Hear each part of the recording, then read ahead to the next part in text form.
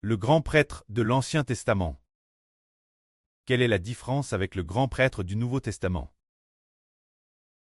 Tout d'abord, le rôle du grand prêtre est d'expier les péchas du peuple, afin que Dieu pardonne les péchés du peuple. C'est une de ses responsabilités. Quand l'autre responsabilité, c'est de servir Dieu de tout son cœur. Le grand prêtre a une double responsabilité. La première est de servir Dieu.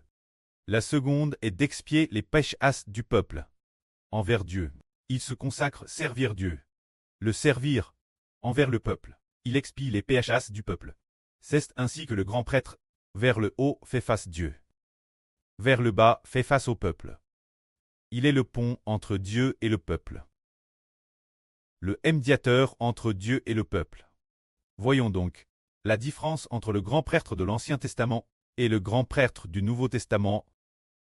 Tout d'abord, regardons le premier grand prêtre de l'Ancien Testament, nomme Aaron. Ce grand prêtre, il est tout d'abord un pécheur. Il est un pécheur. Ensuite, concernant ses actes. A-t-il déjà vu Dieu? Il n'a jamais vu Dieu. Il est comme n'importe quel mortel. Il n'est pas beaucoup plus grand que les autres. Juste comme les gens ordinaires. Pourtant, le grand prêtre du Nouveau Testament, tout d'abord, n'est pas un pécheur. Le grand prêtre du Nouveau Testament est d'abord celui qui a créé l'univers et toutes choses. Celui qui était avec le Précleste.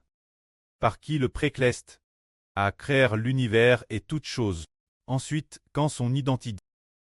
Il est le Fils unique de Dieu. Le grand prêtre du Nouveau Testament, notre Seigneur Jésus-Christ, est le Fils unique de Dieu. Mais Aaron en tant que grand prêtre de l'Ancien Testament, Aaron, il n'est pas le Fils de Dieu. Il est seulement un fils d'homme. De plus, le grand prêtre de l'Ancien Testament n'a pas oint par le Saint-Esprit de Dieu. N'a pas reçu le Saint-Esprit de Dieu. Il n'est pas loin que Dieu a oint du Saint-Esprit. Il a seulement oint avec de l'huile verse sur sa tête. Pourtant, le grand prêtre du Nouveau Testament est différent. Le grand prêtre du Nouveau Testament, notre Seigneur Jésus-Christ, est rempli du Saint-Esprit de Dieu. C'est le Saint-Esprit qui donne la vie éternelle aux hommes, et non l'huile d'onction verse sur la tête. Cette huile d'onction, contenue dans un flacon ou dans une corne de blier, ne peut pas donner la vie éternelle. Pourtant, le grand prêtre du Nouveau Testament, ce n'est pas avec de l'huile d'onction qu'il a témoin comme grand prêtre, mais c'est avec le Saint-Esprit qu'il a témoin comme grand prêtre. Alors, le grand prêtre du Nouveau Testament a témoin comme grand prêtre avec le Saint-Esprit. Qu'est-ce que le Saint-Esprit? C'est la puissance éternelle de Dieu qui a créé l'univers et toutes choses. C'est aussi la puissance éternelle de Dieu qui crée la vie éternelle. Et la puissance qui donne la vie éternelle aux hommes. Alors que l'huile d'onction n'est faite que d'huile d'olive, mélange avec d'autres plantes. Si nous comparons ainsi, le grand prêtre du Nouveau Testament, le Seigneur Jésus-Christ, et le grand prêtre de l'Ancien Testament, Aaron, sont extrêmement différents. Et le grand prêtre du Nouveau Testament, le Seigneur Jésus-Christ, est un homme saint et sans péché. Il ne descend pas de la ligne d'Adam. Il est haine du Saint-Esprit.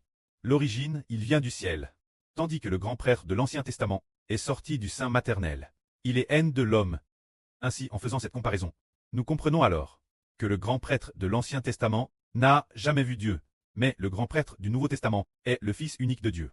Le grand prêtre de l'Ancien Testament n'était pas assis sur le trône de Dieu, tandis qu'aujourd'hui le grand prêtre du Nouveau Testament est assis à la droite de Dieu. Alors, frères et sœurs, regardez. Quel est le grand prêtre dont la parole peut atteindre la droite de Dieu, pour que Dieu écoute ses paroles, et finalement pitié des péchés du peuple, et pardonne les péchés du peuple? C'est évidemment le grand prêtre du Nouveau Testament, le Seigneur Jésus-Christ, car le Seigneur Jésus-Christ est maintenant assis à la droite de Dieu. Par exemple, nous pourrions très immédiatement tense par Satan de pécheurs nouveaux. Le grand prêtre du Nouveau Testament, le Seigneur Jésus dit alors, près, mon fils Hébert, a vite été tant par Satan. Je te prie de pardonner le péché des Hébert, d'aider Hébert, et de lui faire vaincre le diable. Alors le prêtre dit, d'accord. Puisque tu es mon fils unique, je t'aime profondément, et parce que je t'aime, j'aime ton fils Hébert, pour qu'Hébert ne pêche pas. Ainsi, chaque fois que nous sommes sur le point de pécher, le Seigneur est à la droite du Précleste, pour intercéder en notre faveur, afin que Satan ne puisse pas l'emporter. Finalement, chaque fois que nous allons pécher, et chaque fois que Satan est sur le point de réussir, Merveilleusement, nous passons de la faiblesse, la force, c'est parce que Jésus-Christ est assis la droite de Dieu. C'est pourquoi tous ceux qui appartiennent au nom de Jésus-Christ, puisqu'ils sont DJ, NS par la puissance du Saint-Esprit. Ils sont par le Seigneur Jésus-Christ. Sauve et rachète pour toujours.